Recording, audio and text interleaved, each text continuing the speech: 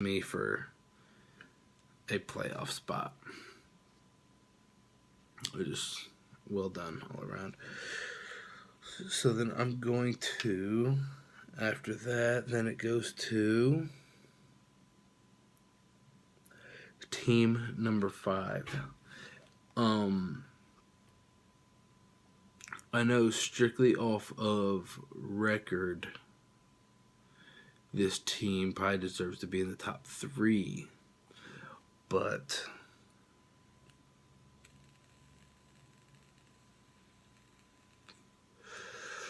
and the most interesting team in the league, the most interesting team in the league is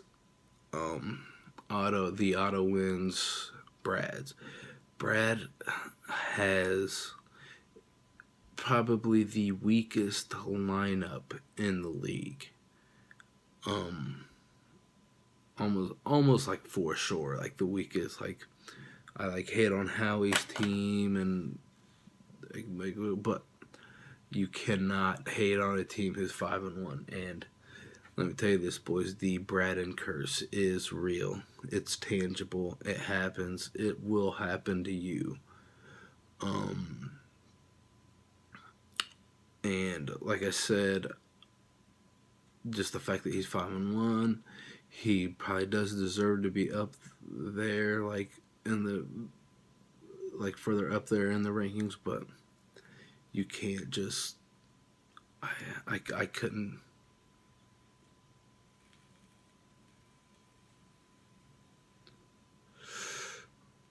I just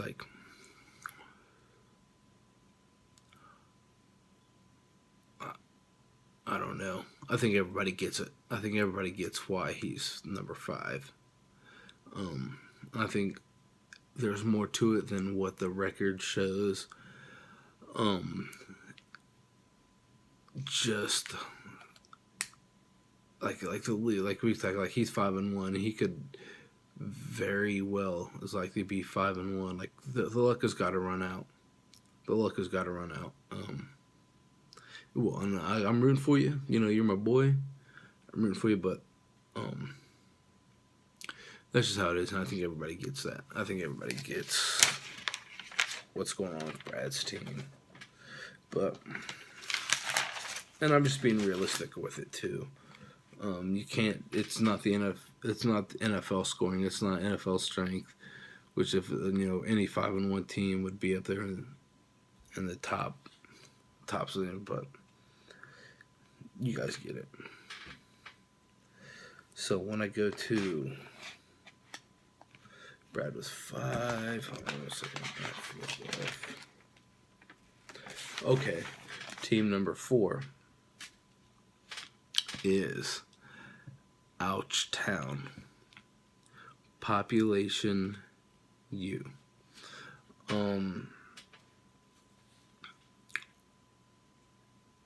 Everyone else in the league is on a completely separate under level than the top 4.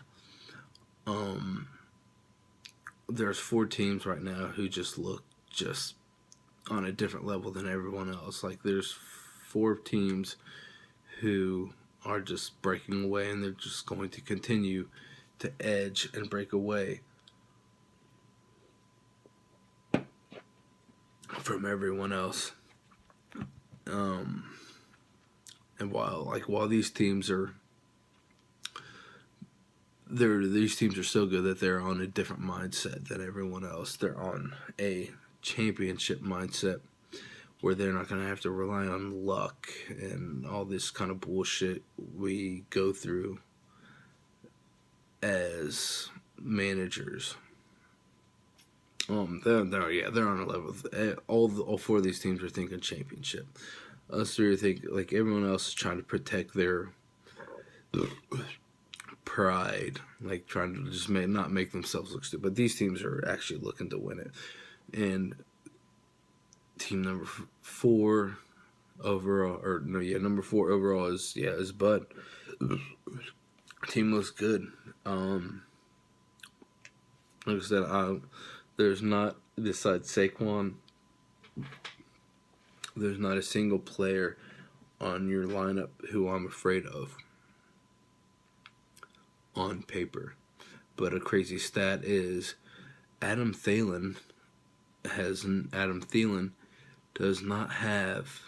There has not been, like, over 6 games, which just blew my mind. Over 6 games, Thielen has not had less than 100-yard receiving this year. That's unbelievable as a receiver. That's insane. Every single game this year that Thielen's played in, he's had over 100 yards receiving. Every single one. And he got T.Y. Hilton back. You know, he does good things. There was 2 years ago he led the league in receiving yards.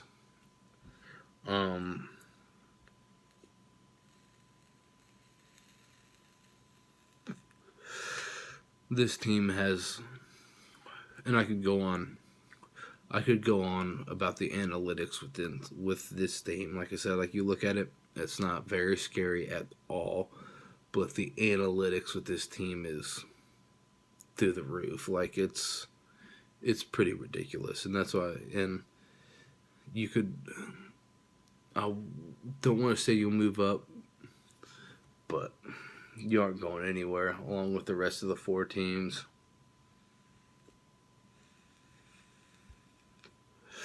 Like, it's pretty ridiculous. Like I said, like, there's 14. Like, the 4 remaining teams are just stupid. Like, they have championship on their mind.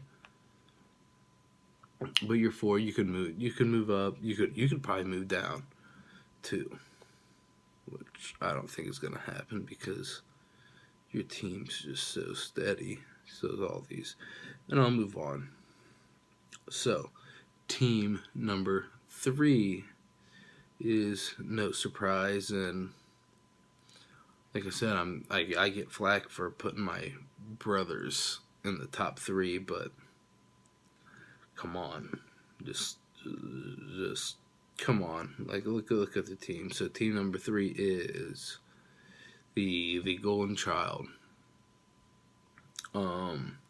Your team's just really good. Everything that I said about Bud's team, your team just a little bit better. Good tight end, good receivers, good, like, just all around. Like, anything like I could say about Bud's team, you're just a little bit better. I think you are, as of right now, the second or third highest scoring team in the league.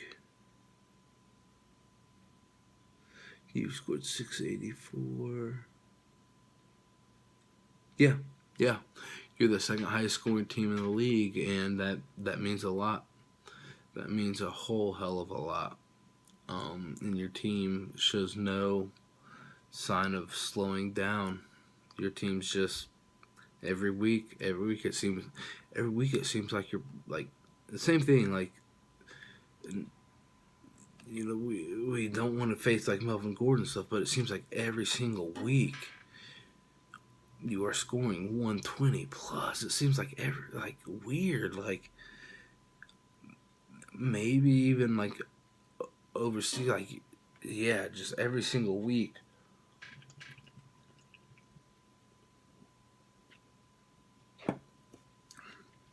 Your team's just putting out just ridiculous outputs. Like, I'll even bring it up right now.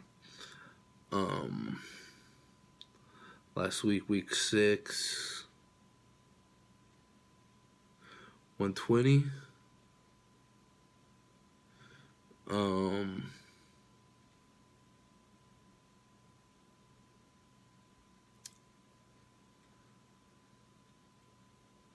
149.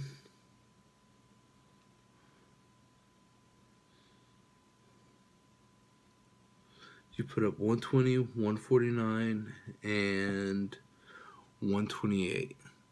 So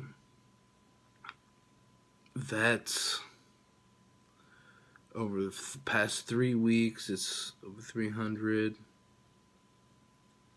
Yeah, no, you're averaging about, over the past 3 weeks, you're averaging about 130 a week, like whatever. I won't do the math. I'm too fucking drunk, but whatever. It's pretty crazy. It's pretty ridiculous. Your past 3 week outputs, and you could probably deserve to be number 2 because of that. Because of, I don't think anyone over the past 3 weeks has put over that many points, but that's how it is. But when I move on, I'll go to team number 2 is the New England Patriots. Made another good trade this week for Breida. Not only did you do that, you also had a great pickup with Nick Chubb. I think it's Nick Chubb with the Browns.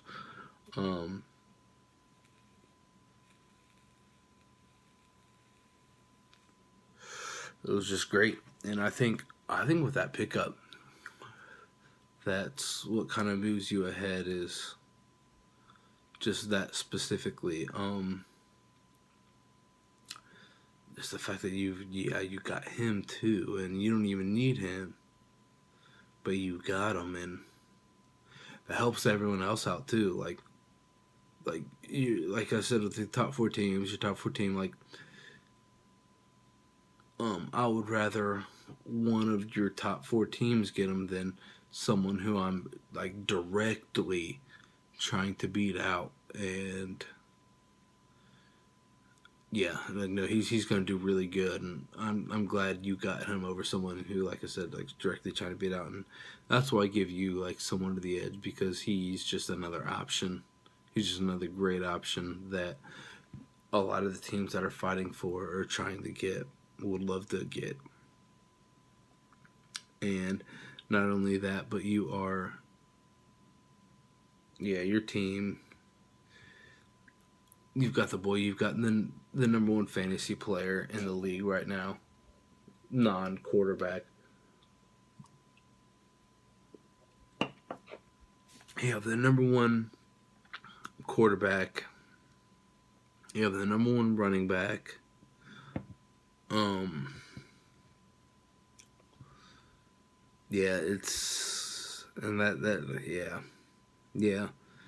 And you've got a Rams receiver, like all 3 ran, like with Woods and Kupp and Cooks. The offense is so insane. I think all 3 of them are ranked in the top 15. And you've got, your team just looks just nasty. And that's what gives you number 2. And now to finish it up with number 1, surprise, it's Fody. Like I said, you come across a trend when you do these power rankings year after year after year. When you're talking about the number 1 team, the number 1 team in the league generally stays there. And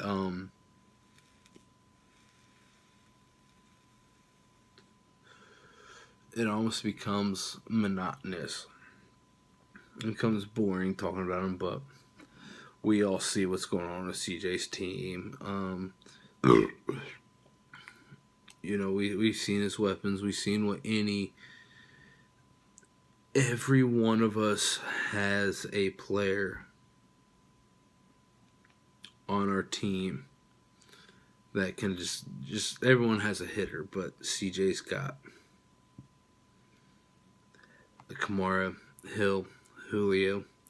Like, he's got 2 or 3 players on his team any week who could just go off, who could just make it, who can just go there, who can just take them to the next level every single week. And he just got, like, Carlos Hyde got traded from the Browns, who was on a good year already, and now he's in Jacksonville on a better team, who they're going to get in the red. Like, it's just different. That his team's just different. and I don't need to elaborate.